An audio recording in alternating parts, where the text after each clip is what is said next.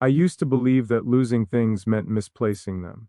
A wallet, a job, a moment in time.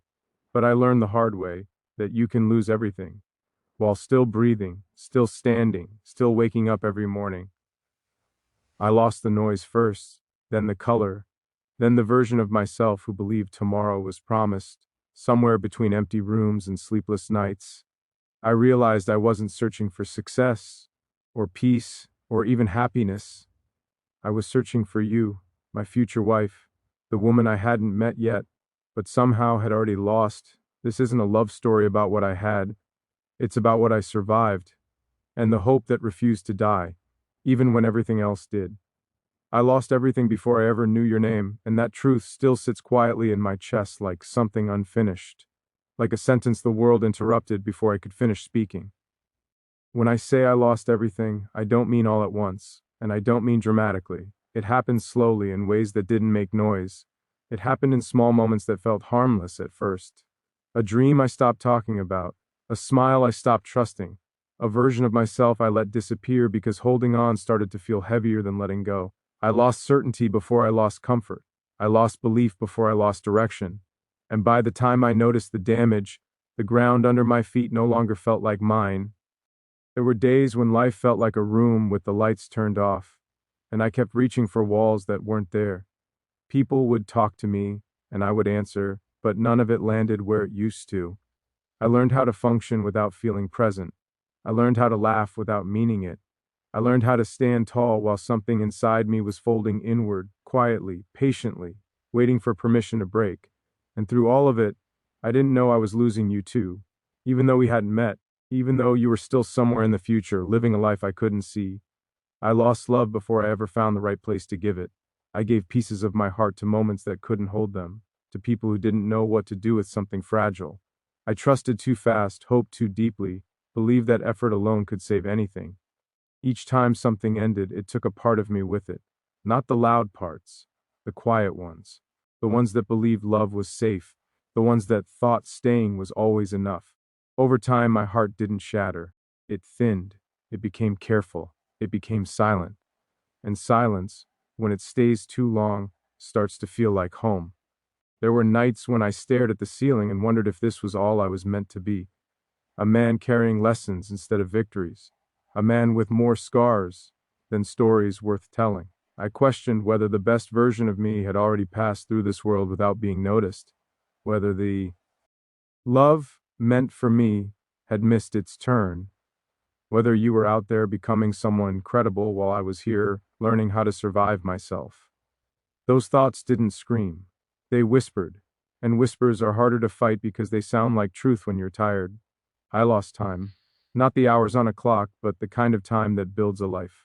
The time when people fall in love naturally, when things feel aligned, when effort feels shared instead of one-sided.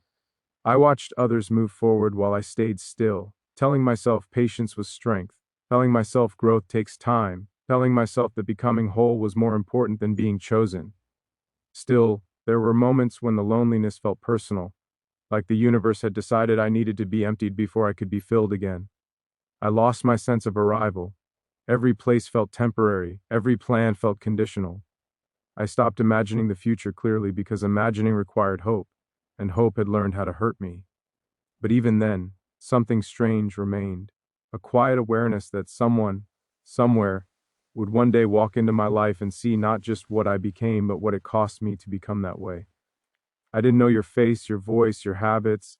I only knew the feeling, the sense that all this loss wasn't random, that it was shaping me into someone who could hold love without destroying it, someone who could stay without disappearing, someone who could listen without needing to fix everything. I lost my innocence. The belief that love always arrives gently, the idea that effort guarantees outcome, the hope that good intentions protect you from pain. What replaced it wasn't bitterness but awareness. I learned boundaries the hard way. I learned that walking away can be an act of respect, not failure. I learned that solitude can be a teacher if you stop running from it. I learned how to sit with myself without distraction, without validation, without an audience. And that's where I started rebuilding something real. There were moments I wanted to give up on the idea of you entirely, to decide that love was optional, to convince myself that being alone was safer, simpler, quieter. But every time I tried to shut that door completely, something inside me resisted. Not loudly, not desperately, just enough to remind me that the heart doesn't forget what it's meant for. Even when it's tired, even when it's bruised, even when it feels like it has nothing left to give. I lost everything that wasn't strong enough to survive the truth. I lost illusions. I lost distractions. I lost relationships that only existed to fill space. And in that emptiness, I started to understand something important. That maybe losing everything wasn't punishment. Maybe it was preparation. Maybe the man you will meet one day needed to be stripped of shortcuts and excuses. Maybe he needed to know loneliness so he wouldn't abandon connection. Maybe he needed to fail at loving the wrong ways so he could recognize the right one when it arrived. I don't know when I'll find you. I don't know how our paths will cross or what version of me you'll meet first, but I know this. When you do find me, you won't be meeting a man who was handed an easy life. You'll be meeting someone who learned how to stand after collapse, who learned how to choose patience over bitterness, who learned how to love without needing to be saved. Someone who lost everything that wasn't aligned with becoming real. Someone who carried hope quietly through the years when it would have been easier to let it die. Someone who waited not because he was afraid to love, but because he wanted to love honestly, fully, and without running. You've been loving you without knowing you. And that sounds strange until you understand how absence can still have weight. You existed for me as a feeling long before you existed as a person. A quiet pull towards something better. A sense that somewhere ahead in time, a life was waiting that made sense of all the confusion behind me. I didn't imagine your face or your voice. I imagined the calm. I imagined the relief of not having to explain my silence. I imagined a presence that didn't demand performance, only honesty. Loving you before meeting you wasn't fantasy, it was survival. There were moments when I felt foolish for holding space for someone who wasn't there. People would tell me to move on, to stop waiting, to live in the now. They didn't understand that I wasn't waiting in the W. They thought. I was becoming. I was learning restraint. I was learning how not to rush into something just to escape loneliness. Loving you from a distance meant protecting you from the version of me that was still healing. It meant saying no to temporary comfort so I wouldn't bring unfinished pain into something permanent. I spoke to you in my head on nights when sleep didn't come easily, not with words but with intentions. Promises I didn't know if I'd ever get to keep. I promised to be present. I promised to listen. I promised not to disappear when things got difficult. Every disappointment I faced refined those promises. Every failed connection clarified what love was not. I learned that attraction without depth is noise, that attention without effort fades, that affection without respect eventually turns into regret. Loving you without meeting you taught me patience in a way nothing else could. It taught me how to sit with unanswered questions, how to live without guarantees, how to trust timing even when it felt cruel.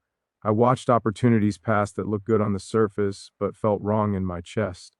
Walking away from them hurt, but not as much as staying would have. I learned to listen to the quiet signals instead of the loud distractions. I learned that the right thing often arrives calmly, without urgency, without pressure.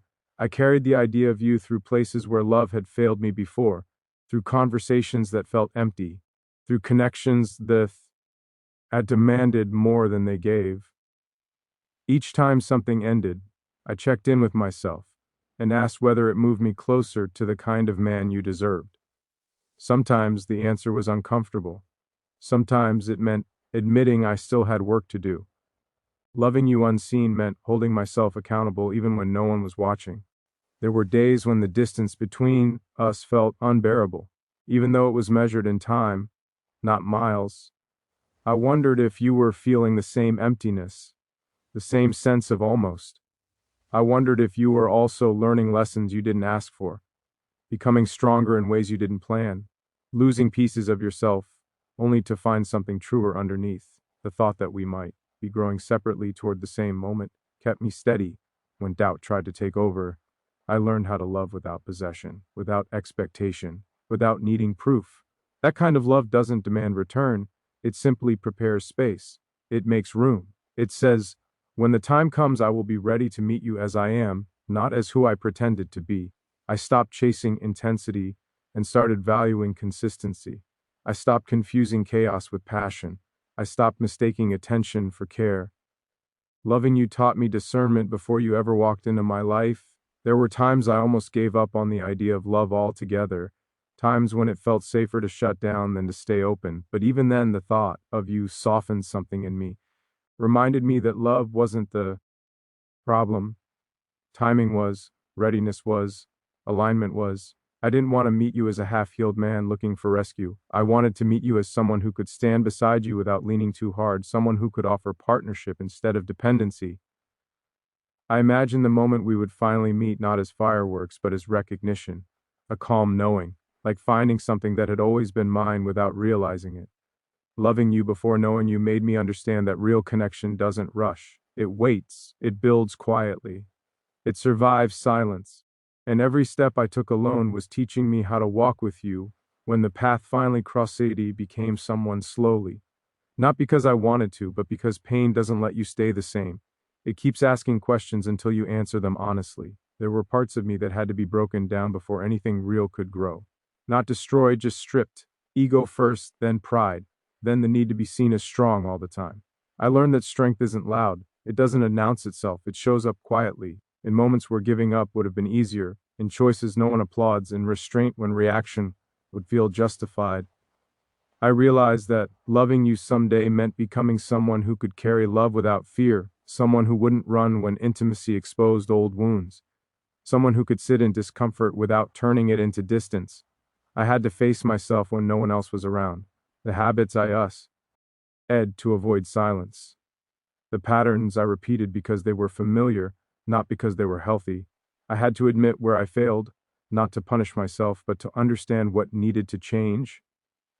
There were days when progress felt invisible, when growth felt like standing still while the world moved ahead. But even in those moments, something was happening underneath. I was learning how to pause before reacting, how to listen instead of defend, how to choose clarity over control. I stopped trying to win conversations and started trying to understand them. I stopped measuring my worth by how needed I was and started measuring it by how present I could be. Becoming worthy wasn't about perfection. It was about consistency, about showing up for myself, even when motivation was gone, about doing the hard internal work without expecting immediate reward. I learned discipline where I once relied on inspiration. I learned patience where I once demanded answers. I learned humility where I once hid behind confidence. These lessons didn't arrive gently. They arrived through disappointment, through endings that forced reflection, through moments where I had to sit with the truth instead of escaping it. I confronted the parts of me that loved too much too fast, the part that gave everything hoping it would be enough to keep someone close. I learned that love isn't proven by sacrifice alone. It's proven by balance, by boundaries, by the ability to stay whole while sharing your life with anyone else. I practiced saying no when something felt wrong. I practiced walking away without turning back to check if I was missed. Each time I did, I felt a little more grounded, a little more aligned with the man I was becoming. Silence became my teacher. In it, I heard the thoughts I used to drown out. I understood my fears more clearly, the fear of being abandoned, the fear of not being chosen, the fear of giving everything and still being left. Instead of letting those fears control me, I learned to sit with them, to understand where they came from, to reassure them without letting them dictate my choices. That kind of self-trust changed the way I moved through the world. I stopped chasing validation. I stopped performing strength. I stopped trying to convince anyone of my value. I focused on living in a way that felt honest when no one was watching. I paid attention to my words, to my promises, to the space between intention and action. I learned that reliability is a form of love, that presence is louder than grand gestures, that showing up consistently matters more than saying the right things once. Every loss shaped me. Every failure taught me restraint. Every lonely night taught me endurance. I didn't rush healing because rushing would have meant carrying unfinished pain into the future. I wanted to meet you as someone who knew his shadows and didn't project them. Someone who could admit when he was wrong without feeling small. Someone who could love deeply without losing himself. Becoming worthy wasn't about earning you. It was about respecting what love requires, about understanding that partnership isn't built on need but on choice. that two whole people walking together is stronger than two broken ones leaning on each other. I learned how to stand alone so that one day, standing beside you would feel natural, steady, intentional, so that when our paths cross, I won't be asking you to fix what I refuse to face. I'll be offering you a man who did the work quietly, patiently, and without shortcuts. Hope didn't arrive the way people talk about it. It didn't feel bright or loud or convincing. It felt small, fragile, like something I could lose if I looked at it too directly. After everything collapsed, hope wasn't optimism. It was refusal, a quiet decision to keep going even when nothing around me suggested it was worth it. I didn't believe things would magically get better. I believed I could endure, and sometimes that was enough to carry me through another day.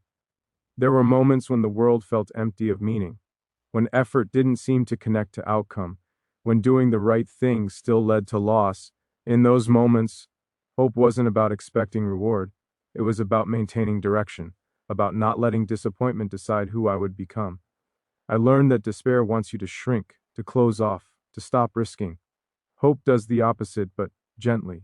It asks you to stay open just enough to keep moving forward. After everything fell apart, I stopped building castles in my head. I stopped imagining perfect futures. Instead, hope became practical. It lived in small routines, in waking up on time, in keeping promises to myself, in choosing honesty when lying would have been easier. These choices didn't feel heroic. They felt necessary. They gave structure to days that could have easily dissolved into numbness. Hope learned to survive inside discipline. I carried hope through conversations that went nowhere, through connections that almost worked but didn't.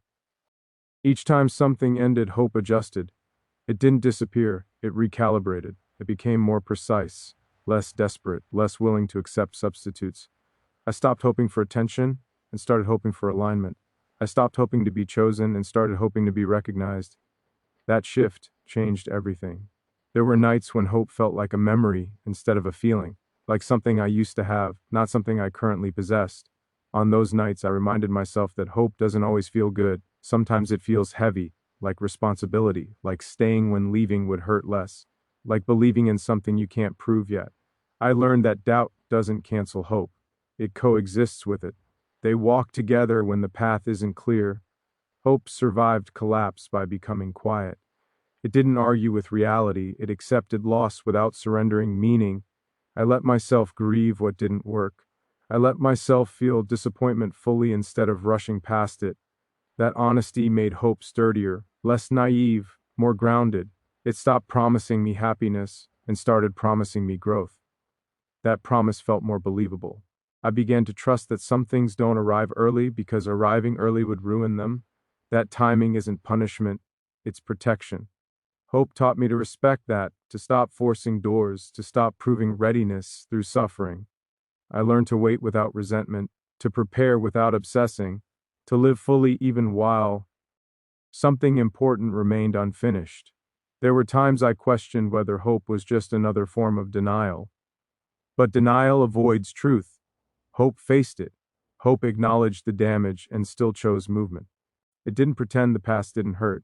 It refused to let the past define the future. That distinction mattered. It kept me honest. It kept me open. I held on to the idea that one day all this endurance would make sense, not in a dramatic way, in a quiet one, in the way two people meet and recognize steadiness instead of chaos, in the way trust forms without urgency, in the way love feels safe instead of consuming. Hope wasn't waiting for rescue. It was preparing me to participate fully when the moment arrived. Even now, hope doesn't promise certainty. It promises direction. It says keep choosing integrity, keep choosing patience, keep choosing depth over distraction. It reminds me that collapse didn't empty me. It cleared space. And in that space, something real can grow, something that doesn't need to be chased, something that arrives calmly, honestly, and stays because it wants to, not because it has to.